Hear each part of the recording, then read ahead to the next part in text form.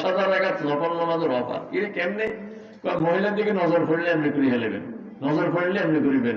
যতবার নজর নিচে করিবেন আপনার আমল নামার মধ্যে 10,000 রাকাত নফল নামাজের সওয়াব লেগে দিবে। আমার কলমের মধ্যে শয়তান বসিয়ে আছে সব সময় আমাকে ওয়াসওয়াসা দেওয়ার জন্য। যখনই আমি গাফেল থাকি তখনই আমাকে ওয়াসওয়াসা দেয়, আর যখনই আমি জিকির করি খানাসা তখন আস্তে শুই উঠে এনে। এই জন্য সবসময় হাঁটতে চলতে জিকির করবো। রাসূল বলে মুখ বাহিরে, কলবটা কোন জায়গা? ভিতরে। এখন আমার এই চোখ দিয়া, আমার এই কান দিয়া, আমার মুখ দিয়া কলবের মধ্যে হানি যায়। কথা বুঝলেন নি? চোখ দিয়া খারাপ কিছু দেখছেন, কলবের মধ্যে দাগ পড়ে গেছে। কান দিয়া খারাপ কিছু শুনছেন, কলবের মধ্যে দাগ পড়ে গেছে। মুখ দিয়া খারাপ কথা বলছেন, কলবের মধ্যে দাগ পড়ে গেছে। রাসূল সাহেব বলেন মানুষ যখন গুনাহ করে তো কলবের মধ্যে দাগ পড়ে। আমরা দাঁতের মধ্যে মাঝে মধ্যে কিছু শক্ত জিনিস খোসাইলে যাতে পাথর করার মতো শক্ত লাগেনি? আপনি কি পাথর খেয়েছিলেন নি? খাইছেন তো ভাত। এই ভাতের কণা, তরকারির কণা, মাছের কণা জমতে জমতে অনেকদিন পরে জমি এটা শক্ত হইয়া পাথর মতো হয়ে গেছে। এখন ডাক্তারের কাছে গেলে হেঁটে মেশিন দিয়ে এক একটা কণা কণা বাইর করে। কি রে, আমি কি কণা খাইছি নি? খাইছি তো নরম নরম, কিন্তু জমতে জমতে পাথরের মতো শক্ত হয়ে গেছে। মানে গুনাহ করতে করতে মানুষের কলব পাথরের মতো শক্ত হয়ে যায়, তখন কোনো ওয়াজ নসিহতে কিচ্ছুতে ধরে না। এই জন্য আমি যদি ওই যে কুমার পানি পাহাড়ি এলাকায়, ওই পানি আমার যেহেতু খাওয়া লাগবে, ওই পানি দিয়ে আমার গোসল করা লাগবে, ওই পানি দিয়ে আমার ফাঁকশাক করা লাগবে, আমি যেরকম এই কুয়াটাকে পরিষ্কার করার চিন্তা করি, আমি সবসময় আমার কলবটাকে পরিষ্কার রাখার চিন্তা করব। আমার চোখ যদি খারাপ কোনো দিকে চলে যায়, আমি বুঝবো যে সর্বনাশ, ময়লা ঢুকে গেছে। এখন ময়লা উঠে বেড়াতে দেব। ওয়াইন আস্তাগফিরুল্লাহ, আস্তাগফিরুল্লাহ, আস্তাগফিরুল্লাহ। আমি এটা পড়ার সঙ্গে সঙ্গে আল্লাহ তাআলা ময়লা সাফ করে দিয়েছে। আলা ইন্না লিকুল্লি শাইইন ফিকালা। রাসূল বলেন করাতের মধ্যে জান পড়ে গেছে, দাবরের মধ্যে মোচ্চা পড়ে গেছে, এটা সাফ করার জন্য একটা রেত আছে না? রেত আছে না? নি কামারে এক জোয়ানে নিলে হয়তো রেত দিয়ে ডলে, রেত দিয়ে ডলে ডলে সব উড়ে লয়। এরপরে আগুনে পোড়া দেয়, আবার ভিড়ি হাড়ি সোজা করে শেষে দিয়ে কদ্দুর পানির মধ্যে শুয়ে ডুবে দেয়। আমরা কেউ জল ধরাই, ওই পানি কিন্তু দিছে না, এটা আপনাকে জল ধরাই দিছে। আসলে জল ধরা নেই, তা আবার দাঁড়াই দিচ্ছে, দাঁড়ায় ওইটাও অতিরিক্ত মাটি টাটি কদ্দুর, গোবর টবর কদ্দুর দিয়ে লেফাকান দিয়ে দিয়েছে। যেহেতু বেশিরভাগ কামারিয়া হিন্দু, আর হেতাকার মতে গোবর এটা পবিত্র জিনিস, বুঝলেন না? এতে পবিত্র জিনিসের ল্যাব দিয়ে দিছে। এটা না দিলে আমার অসুবিধা আছিল না, এটার কোনো দরকার আছিল না, আমার দাদারা দিছে হারিয়ে গেছে। তাইলে প্রত্যেক জিনিস সাফ করার জন্য একটা রেত থাকে। রাসূল সাহেব বলেন তোমার রেত হইল, ময়লা হইল, দিলের ময়লা সাফ করার জন্য তোমার কাছে একটা রেত আছে, সেটা হলো জিকির করো সবসময়। জিকির যত রকমের জিকির আছে, হাঁটতে চলতে বলি সুবহানাল্লাহ, সুবহানাল্লাহ, সুবহানাল্লাহ, সুবহানাল্লাহ। এখন তো সুবিধা হলো মাস্ক লাগাই নেবেন, মাস্ক লাগাই হইবেন কেউ দেখতে হবে, নাহলে তো এমনি কি রেতে ঠোঁটলা রেখে এতে কি হয়, আরে আরে কি হয়, এতে লাগে বুজুর্গি নে দেওয়া।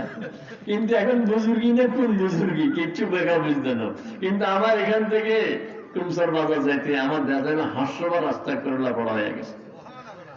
এখন শয়তান সবসময় আমার কলবের মধ্যে বসে দিয়েছে। আর শয়তান জাসিমুন আলা কলবি বনি আদম ইযা যাকারাল্লাহ খানাসা ওয়া ইযা যাকারাল্লাহ খানাসা ওয়া ইযা গাফালা ওয়াসওয়াসা মিন শাররিল ওয়াসওয়াসিল খান্নাস। এই যে শয়তানের কি আল্লাহ বলেছে হেতিল ওয়াসওয়াস, এক নাম হলো তার ওয়াসওয়াস, আর এক নাম হলো খান্নাস। ওয়াসওয়াস মানে মশা দেখছেন নি? মশা বসি আস্তে শুরু ঢুকে দেয়। শয়তান আমাদের কলবের মধ্যে সব সময় উৎপাতি বসে থাকে।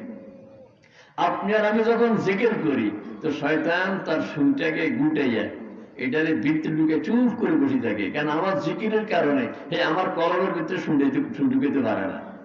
এই জন্য আপনি যদি বাজারে দিয়ে যেতে যেতে সুবহানাল্লাহ, সুবহানাল্লাহ, সুবহানাল্লাহ, সুবহানাল্লাহ পড়তে পড়তে যান, পথে ঘাটে কত মহিলা, কোন ভাইয়ের ঘাটের মধ্যে কোন বেটি গোসল করে, কোন ভাইয়ের বেটি জানালা খুলে বসে রয়েছে, কিচ্ছু আপনি দিলে মধ্যে যাইতে হবে না, কারণ সেগুলোর দিকে নজর গেলেও তাড়াতাড়ি ফিরে বেড়াবেন। সেদিন এক বুজুর্গ বলতেছে যে সারা পথে 10,000 রাকাত নফল নামাজের অফার। আমি কি রেখে 10,000 রাকাত নফল নামাজের অফার, রাস্তায় রাস্তায় ঘোষণা দেওয়া আছে 10,000 রাকাত নফল নামাজের অফার। এটা কেমনে?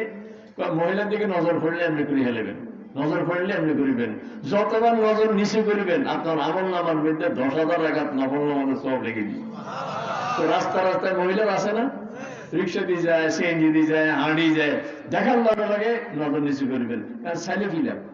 ছেলেতে কোনো লাভ নাই। হে বেটি বিয়ে কি বেটি, আপনার কাছে কোনো বিয়ে বইব না। হে বেটি যে বংশের বেটি, আমাদের কোনো বিয়ে প্রস্তাব লই গেলে আমাদের হিসাবে ধরে তোর কোন সহজে প্রস্তাব লই আসে, আপনার কাছে কোনো বিয়ে দিত না। অথবা হেরাবি প্রস্তাব দিলে আপনি কেবল না চাইছি এমনি না বিয়ে যে করতাম না, এটা মেয়ে নিয়ে আমি বিয়ে করতাম, ঘটনা এরকম নয়নি। কিন্তু যদি নজর পড়ার সঙ্গে সঙ্গে নজর নিচে করেন, নজর যাওয়ার সঙ্গে সঙ্গে নজর নিচে করলেন, 10,000 রাকাত নফল নামাজের সওয়াব আমল নামার মধ্যে লেখা আছে। এই জন্য আমার কলমের মধ্যে শয়তান বসিয়ে আছে সব সময় আমাকে ওয়াসওয়াসা দেওয়ার জন্য। যখনই আমি গাফেল থাকি তখনই আমাকে ওয়াসওয়াসা দেয়, আর যখনই আমি জিকির করি খানাসা তখন আস্তে শুই উঠে এনে। এই জন্য সবসময় হাঁটতে চলতে জিকির করবো। রাসূল বলেন সকালবেলা যদি একটা তসবিহ 100 বার পড়তে পারি, লা ইলাহা ইল্লাল্লাহু ওয়াহদাহু লা শারীকা লাহু লাহুল মুলকু ওয়া লাহুল হামদু ওয়া হুয়া আলা কুল্লি শাইইন কাদির। ফজর নামাজ পড়ি, নামাজের জাকাত বসি থেকে আয়াতুল কুরসি পড়িয়েন, কুল হুয়াল্লাহু আহাদ 3 বার পড়িয়েন, কুল আউযু বিরাব্বিল ফালাক 3 বার, কুল আউযু বিরাব্বিন নাস 3 বার, এরপরে সুবহানাল্লাহ 33 বার, আলহামদুলিল্লাহ 33 বার, আল্লাহু আকবার 36 বার। এরপরে আরো দোয়া দুরূদ যেগুলো আছে এগুলো পড়িয়েন। যদি এগুলো না পারেন কমপক্ষে লা ইলাহা ইল্লাল্লাহু ওয়াহদাহু লা শারীকা লাহু লাহুল মুলকু ওয়া লাহুল হামদু ওয়া হুয়া আলা কুল্লি শাইইন কাদির। রাসূল বলেন এটা যদি পড়ে 10টা গোলাম আজাদ করার সওয়াব তার আমলনামার মধ্যে লেখা হয়ে আছে। আর একটা গোলাম যদি কেউ আজাদ করে, একজন মানুষের শরীরের মধ্যে যত অঙ্গ, একটা গোলামের মধ্যে অত অঙ্গ আছে না নি, বলছে তার প্রত্যেকটা অঙ্গের বিনিময়ে আপনার প্রত্যেকটা অঙ্গকে আল্লাহ তাআলা জাহান্নাম থেকে হেফাজত করবে।